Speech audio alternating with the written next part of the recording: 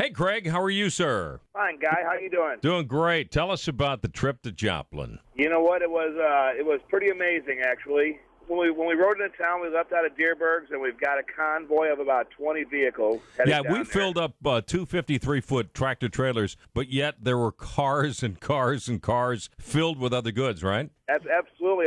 We actually had another 24-foot trailer that was filled with goods also, and then every vehicle that we had going down there was filled with goods. And it all started with a little grassroots email. It started with an email to a friend saying, "Let's go to Joplin." That's how it started. So at any rate, Craig, so you got down to Joplin, and was that the first time you'd been there since the tornado? It's the first time I've ever been there, and when you drive into town and you drive up the main corridor of the town, you see a lot of the businesses that were hit and destroyed, and you think about it, and you look at the devastation that's there. And then the next day, when we went into what you would call, I guess, ground zero, you realize that what we were seeing when we first came in, as huge of the destruction path as it wasn't anything compared to what we saw when we got in there. You look for miles and miles and miles, and you see nothing except for just rubble. And one of the things that you notice after you get over the shock and awe, I guess, of the destruction area is that there's like zero birds or wildlife or anything left in the areas anymore because there's no trees for them. Yeah. Every tree is just chopped off the top.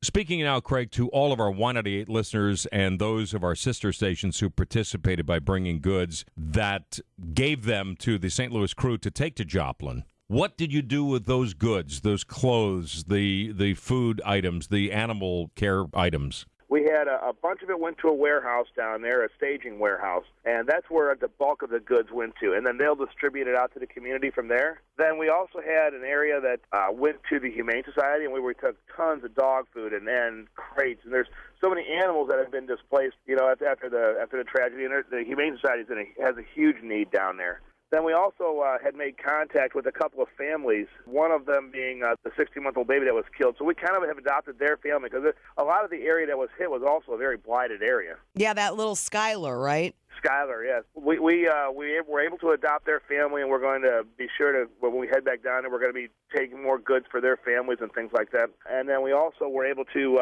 connect with a family of Will, who was the boy that was sucked out of his car.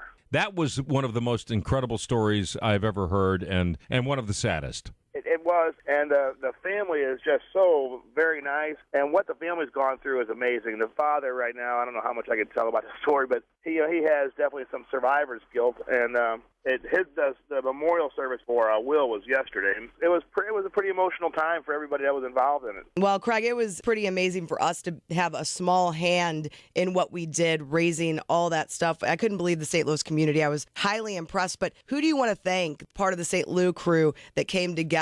Anyone in particular? First, I'd like to thank Y98 for getting involved in this also. But, there's so many friends and people that came together for this. Probably like a Rose Mann, a Debbie Dillon. These ladies went above and beyond what you could imagine. And Prime Inc. they donated the trucks. You're looking at Fresh Warehouse that donated trucking. And Deerbergs for donating funds and letting us have the function on their parking lot. Really, the entire community came together, and it was amazing. It was an amazing event because you made it amazing, and it's people like you who don't just step forward to help, but actually lead the charge. And Craig, we're very impressed with what you've done, but it's a drop in the bucket. As much effort as you put into it, this has got to be a continuing effort, and we can't forget about those folks. You're 100% right. We're heading back down July 22nd, the weekend of July 22nd. The crew that got together, we've decided to make it an ongoing pact or a mission or whatever. Wow. And we're gonna keep going down there once a month until they tell us not to come back anymore. That's amazing. You let us know how we can help, and we'll be there. Hey, I really appreciate it, Guy. And if we can't be there, we're going to hire people to be there for you. We really had to work hard. Because that was hard work. It was. You guys were humping some boxes, that's for sure. Yeah. Well, we didn't expect to. We thought we were going to be signing autographs. It actually was so much better that we did because you just kind of ingrain yourself into the entire event, and we're thrilled that we did. So anything we can do to help you, we're happy to do it. Yeah, we'll get the word out for sure. Sounds great. We really appreciate everything you guys have done for us. Keep in touch. We're glad you're home safe. Great. Thank you very much. Bye, Craig. Hey, bye-bye. Craig Wicker, who organized the St. Louis crew for Joplin on the Phillips and Company Morning Show.